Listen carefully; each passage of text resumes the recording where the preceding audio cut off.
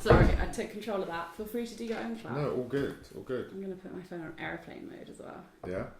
Yeah, no one will reach me. So, hi Lucy. Hey, Bej. So, I'm in your kitchen. You are? I like coming to people's domain and finding out where they kind of perfect themselves. This is, I suppose, your studio.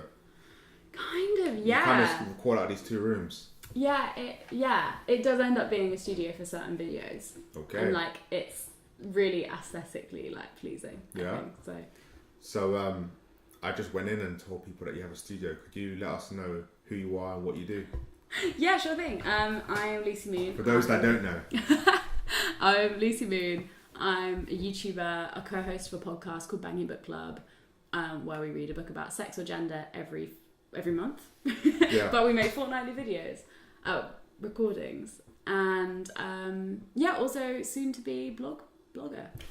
Ooh. When's the vlog coming out? Vlog's coming out hopefully in the next 2 weeks. Oh my god! And what kind of preparation have you been doing to like get ready for it? So right. At the moment, ties her back. Right.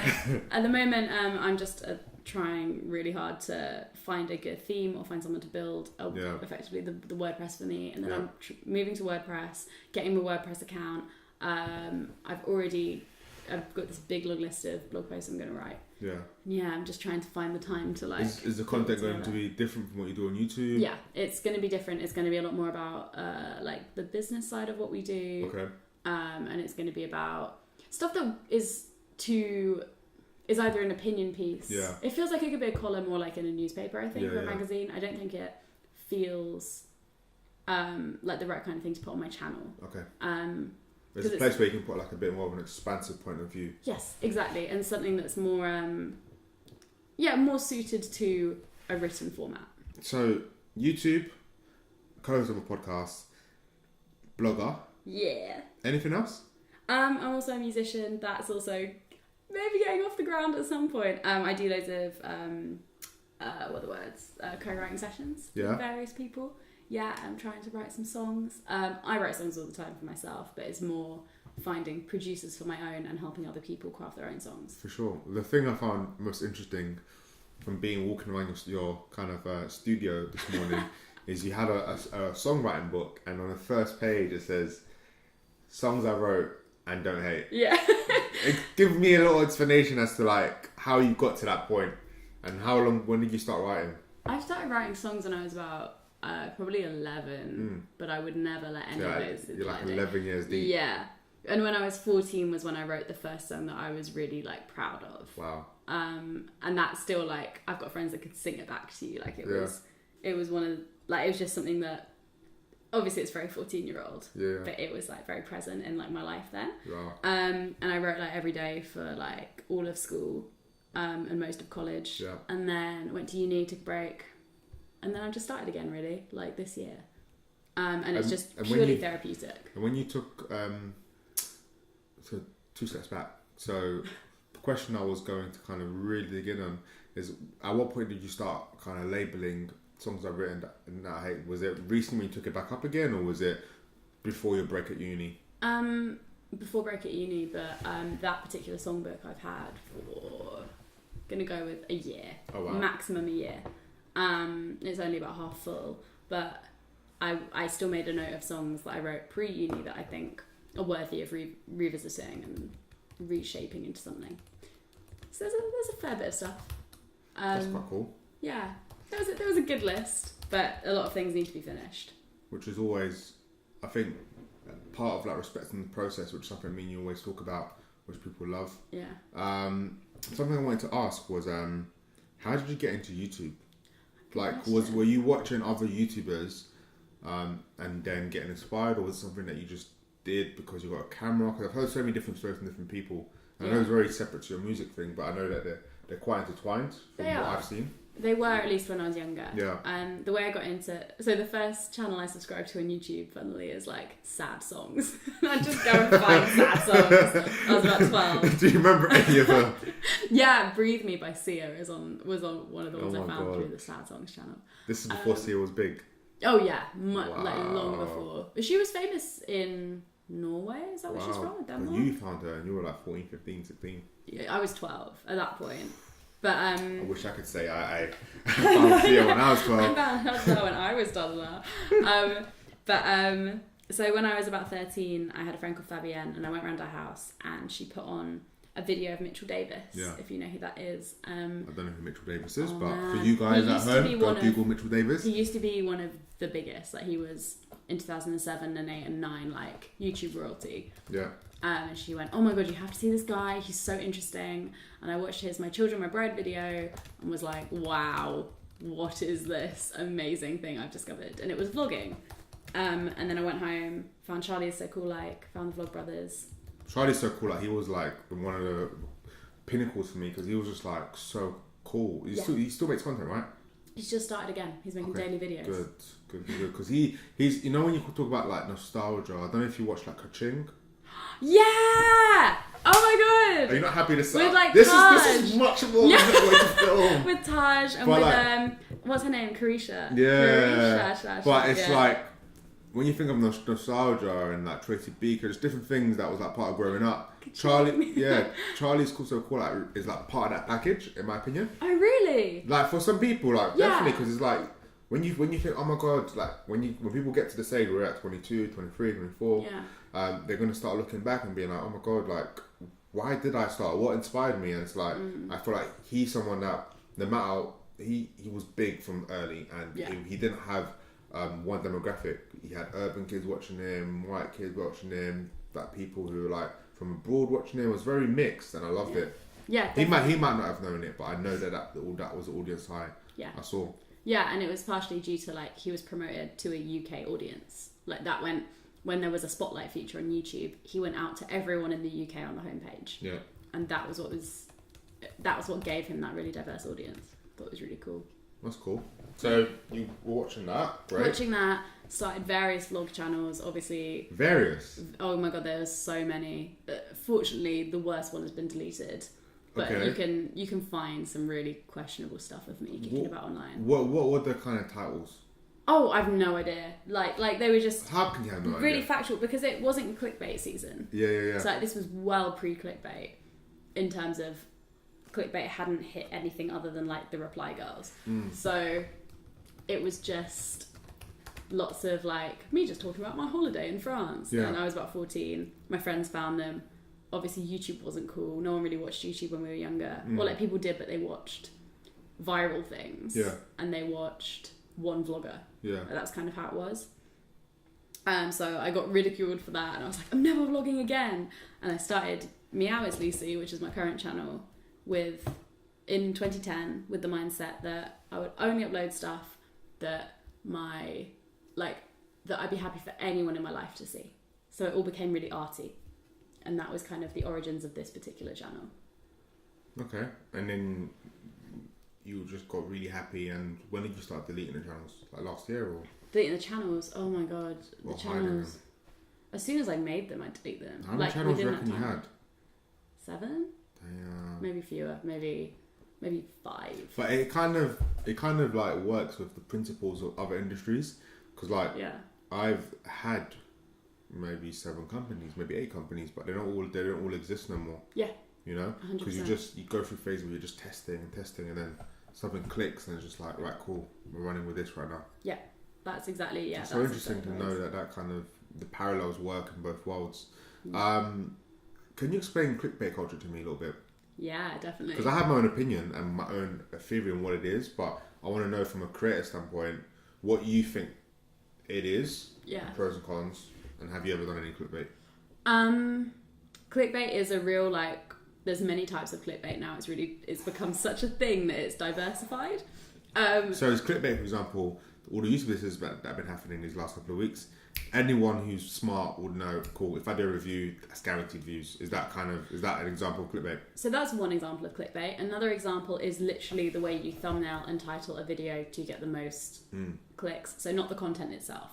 So the content itself could be just your day as a daily vlog, but you title it something like baby poos on my face, something like that, and then a real shocked face, or you put your wife's bum in it and then you go look at that ass or something. I don't know, that is relevant to maybe like a little portion of the whole video. Yeah, it doesn't tell you anything about what the video is going to be. And some people become really, really good at it. I think Rice was really good at it.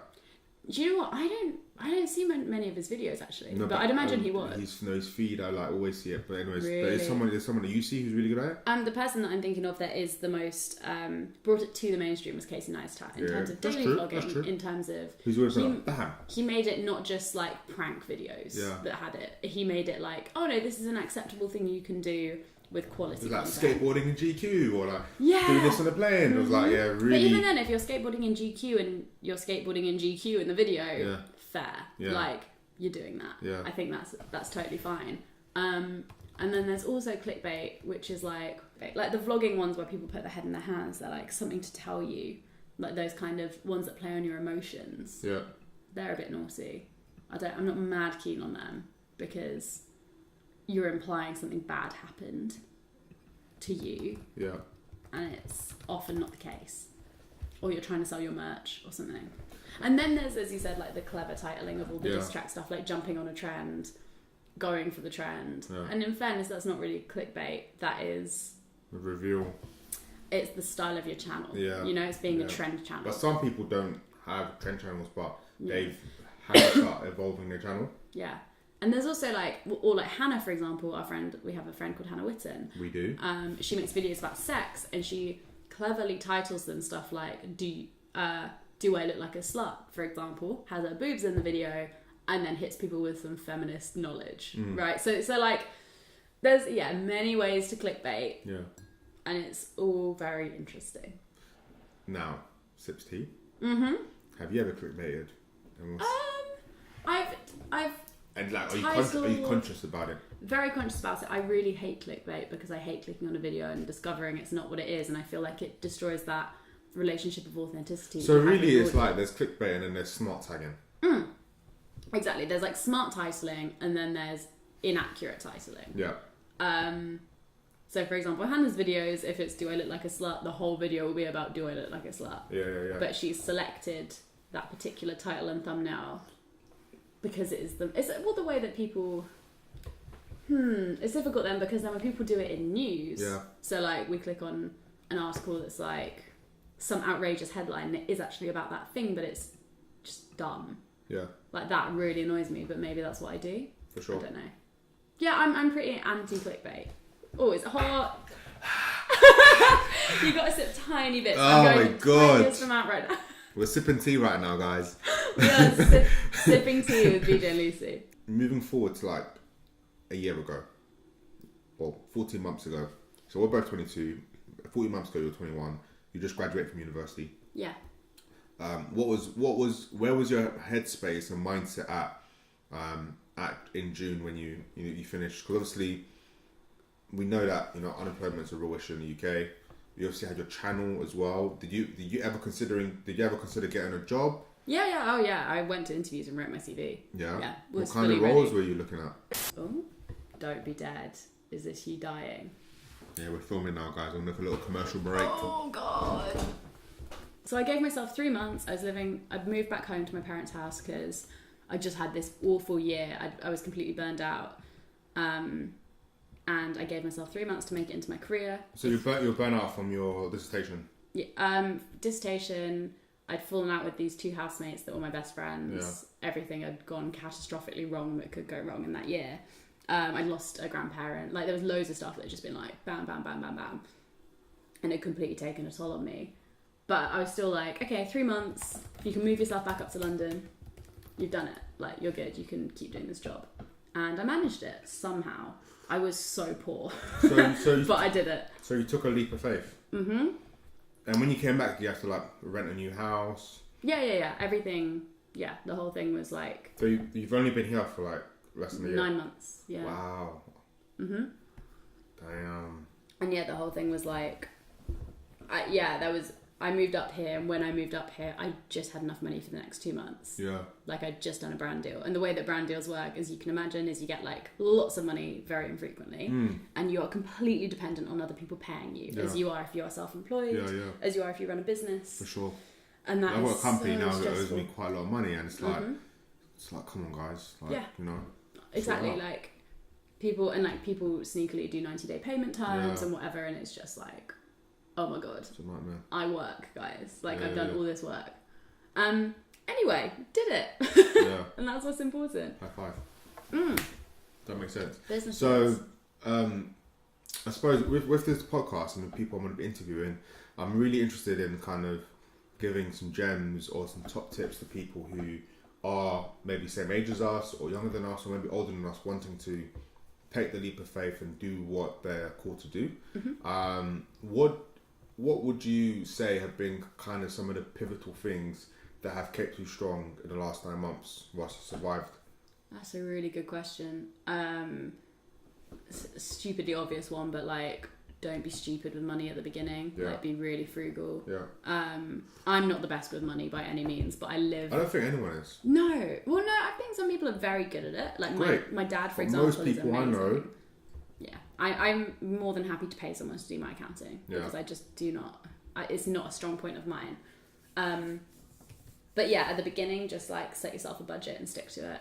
And be very, very frugal. Because you do not know where your money's coming from. What else would I say is a really big tip?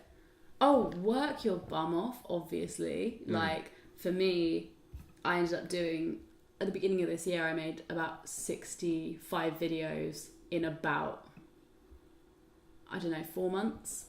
Yeah. And that was super intense. Wouldn't recommend that level of work. But it did wonders for my channel. And it did wonders for, like, my productivity. So, yeah. And also look after yourself. So on the flip side of that, work really hard, but, like, take care of yourself. What are you doing now to look after yourself? So in November, I started therapy. Yeah. Wonderful decision. Great. I've got wonderful therapists. So with the therapy, because I've been considering therapy recently. Yeah. As in, like, I just think it's a really interesting thing to kind of take stuff out of your mind that you don't really want to share with your friends and your family. Yeah. But then having like a relationship that things. allows you to just grow and let ideas and things develop and kind of be put away if you need to be put away. But did you go and find a therapist by yourself? Was it by accounts like the NHS or did you get private? I went private because I knew that waiting list wise, I didn't stand a chance in London. Yeah. And also, I'm fortunate enough now that I can afford to pay for a therapist. And also, what people don't realise is that therapists are really happy to negotiate on price. So if you can't afford their full fee, they do a kind of a range offering. So you can say, hi, I can afford this much a month. Would that be all right? Yeah. And so long as you let them know if you're making more money and if your circumstances change, it's fine. For sure. So I just Googled it. I Googled like counselling directory UK or something, and something came up, and I searched because I wanted one specifically to do with alcohol. Yeah. I found a woman who specialises in lots of stuff. Mm-hmm. Had a phone call with her, had one session with her for free. Yeah. And I was like, yeah, this is the woman. Because I realised quite fast I need someone that I can empathise with as well. Yeah. I need someone that's very keen to communicate. Yeah. People, there are some that I've had that have just shut down and been really like, no, you tell me. And I'm like, well, I may as well be vlogging. Yeah. I need people who I can empathise with as well. For sure. Okay. How often do you go now then? So we're currently on a break while she's on holiday, Yeah. but pretty much every week to every 2 weeks. Like 1 hour session, 2 hours? An hour, yeah. That's quite nice. Something else that's been interesting, so this goes on the personal development level. So you obviously finished university last year. You've been doing YouTube, and I feel from a friend perspective, talking about a friend, I feel like it's going well. Yeah. The growth that you've seen and what we spoke about when we did the video on your channel. You can go to Lucy's channel now and go have a little look. From what I've learned from you, I know that, you know, the way you perceive and the way, you know, the situation is very different to what it was 2 years ago. Yeah. And all your friends are also growing in kind of influence and in kind of power in terms of the fields they operate in. Yeah, definitely. How do you keep yourself kind of tip top? Like, are you one of those people who do you look at self-help? Do you kind of look at like do you ever do little courses where you learn to edit, or are you just so busy at the moment you don't have time to do any personal development? I'm always keen to kind of talk to people who I feel like are killing it or doing amazing things and see like, do they still do little things? Like what's your equivalent of training, I suppose? So I like to challenge myself with new equipment. That's something that's happened recently. Like today you got a vlog camera. So on some levels, editing wise, I'm always trying to push myself. Yeah. As people will see in 168 hours, it's my perfect outlet to try and carve narrative into my videos. Yeah. Which I currently don't do, and not many YouTubers do. Yeah. And then in terms of skills, I was trying to teach myself to use Ableton recently. Didn't go well. I'm learning more about music production, even if it's just in the language and the terminology. Amazing. Yeah. Amazing program. Yeah, I really, really want to get better at that side of things to embrace my vision, but also just useful shit. And then yeah, it's just like little things. Like I've done courses at YouTube, done a business building workshop. Ooh, you did a business building workshop with YouTube. Wow, they get experts in who can help you. I'd love to deliver a session for them. I feel like I've got so much to give to some creators. Well, I can see if I can put you in contact. Yeah. That would make sense. I love that. Definitely do. And they're for YouTube run a bunch of courses. So I am still learning, but I think a lot of the time it's it's just I'm not. Oh, and I'm reading a lot at the moment as well. Okay. So, what have been some of your best books you read this year? Oh God, that's a good question actually. Because you read both worlds. You read fiction and non-fiction. Yeah, definitely. I need to read more. Because of Banging Book Club, link again. Bang. Yeah, so we have this podcast book club about sex. And I'm reading for that all the time. And I'm a poetry person. I love poetry, so I read poetry a bit. What have I really enjoyed this year? We just read a book by Juno Dawson called The Gender Games. Yeah. And so Juno is a trans woman. And but she only realised, she's coming for an interview soon, or we're, a show. We're interviewing her tomorrow. A live show? Club. Yeah, live performance. Yeah. Where is it? Because I saw the link. I was like, oh my God, that looks so cool. Yeah, it's do you know what? I don't know. It's at a restaurant called Brasserie Zedel. And how many people? Is it intimate? Yeah, it's pretty intimate. So I think 50 people are coming. Cool. Which is, it depends what you count as intimate. No, but I find that's quite intimate because when Hannah did her book tour, how many people were in the audience? So our largest night was about 200. Yeah. And that sold out. So all of Hannah's tour sold out, and that was between 100 and 200 people each time. Wow. Yeah. So we read that book, Gender Games, and that I just finished that yesterday. Really enjoyed it. You're prepped. Yeah. So you've been enjoying that. What other types of books have you been enjoying this year? Do you know what I really, as you said about self-help books? Yeah, since uni is maybe a better question because. Because I always mind's gone blank. I literally always talk to my friends about this, because I was obviously building businesses whilst all my friends were at uni, and there's this perception, I'm just doing uni, I'm gonna get a job after, I want to smash it, but then there is a realization, as soon as you're in the working world, I don't know if you can relate to this, but there is a difference, when it's real now, that you don't have to be anywhere, especially when you're self-employed, but you have to be places so you can get things moving. Yeah. And it's just different. I feel like there's so many stories of the real world that we have, and then but I suppose for you it'll be different because you were actually working on your YouTube whilst you were doing this. But there's definitely been a shift and change in lifestyle and perspective on things. Would you agree? Yeah, definitely. It was a very smooth transition to becoming a YouTuber because I was already doing it kind of in my summer holidays. Yeah. Equivalent, making a video a week, doing it full time in inverted commas. And this is kind of like a student life. You spend a lot of your day working in your bedroom at your desk. Mm-hmm. But yeah, for me, it's the big difference is that it's so much less guided. Yeah. My whole job is what am I doing? A lot of the time. So that's much harder. There's not deadlines unless you set them, basically, or you agree them with someone. But otherwise, yeah, pretty much the same in terms of life structure. That's nice. I wanted to ask, when looking at, for example, the world of YouTube and the career that you're in at the moment, there's obviously a lot of people who still want to make it and kind of make content and stuff.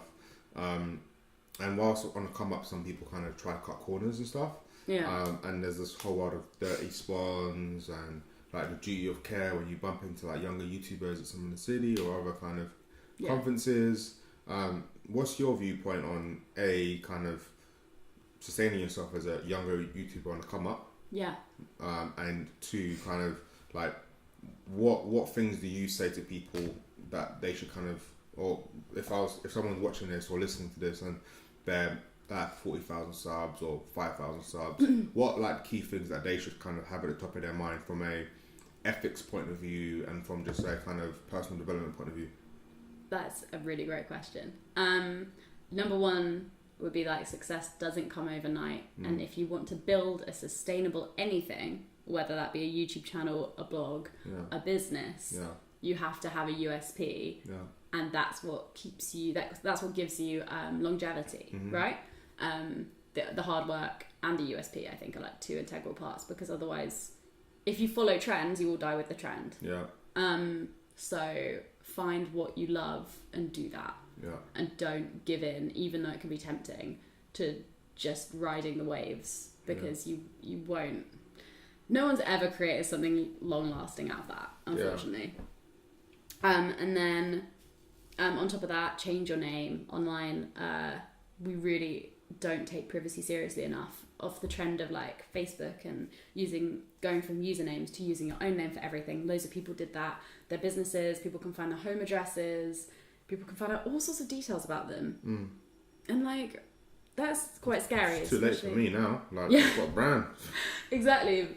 But also, I think, I'm not sure, but I think your internet presence is lower. And so you're not so much like a personality, look at me. Whereas someone like mainly female YouTubers, but definitely men as well, like they get their iClouds hacked, they share all their info, and having a different name online is just one way you can protect yourself a bit more from the risks of those things. But you should be considering it if they're doing YouTube right now. I'd really recommend it. They're not that big enough where they can't make the change. Yeah. And like, even just like the other day, I found out my dad's got a blog from 2005 with loads of baby pics of us on it, and like children's pics that he just set up and left. And if you search my name, that just comes up on like page 3. Hey, page 3, baby pictures. But that kind of a thing, like, I wish that, especially if you've got a unique name, but also just in terms of, it just makes things a lot easier in the long run. Like, you're less likely to have a stalker, for example, and stuff like that.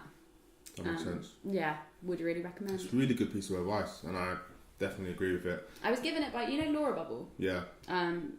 Whose name I could say here, but I'll hold off. Laura told me that when I was 18, and I was like, whatever, like, that's not true, that's silly. And then as soon as I got a stalker, I was like, this makes so much sense. Oh wow, what was the stalking experience like? Horrible. It didn't last very long. I suppose what my parents would have said to me is like, just don't bring anyone you work with home. Oh, and it's like weird, because the people you work with are your friends, but there's no guarantee. Like you're not friends first. You work with them. So the lines might be crossed, and I've had lines crossed where people come, they'll be knocking on my door, they can hold me, and I'm like, they're not coming threatening, but it's just like, no. You talk to me at work. You don't come to my house, or I'm not home and someone's knocking at my door. It's like, it's not appropriate. We're not friends on that level. Yeah, definitely. Yeah, and it's that's like really hard. I'll bring them round, like, and just go get something in the house, or bring, say hi, and then I'll get something and leave. But it's just all like, they know where you live. Yeah, that's definitely interesting. And like with YouTube, primarily become friends with YouTubers. Don't see them as like tools. Like, be people's friend. Yeah. But you're right that those lines can blur. And like, for example, me and Hannah, we are really good friends, but ultimately now we have a business relationship and we really work together, and we have to keep those as separate as possible. But now we understand how each other works. That's okay. And like, we know how best to compensate. But that was hard to navigate at the beginning. Was it? Yeah, 100%. I can't imagine what it must be like if she just came over and was like, "Can I have that thing that you said you'd have?" I'd be like, I'm working. Yeah. Yeah, weird. Oh wow. Okay, cool.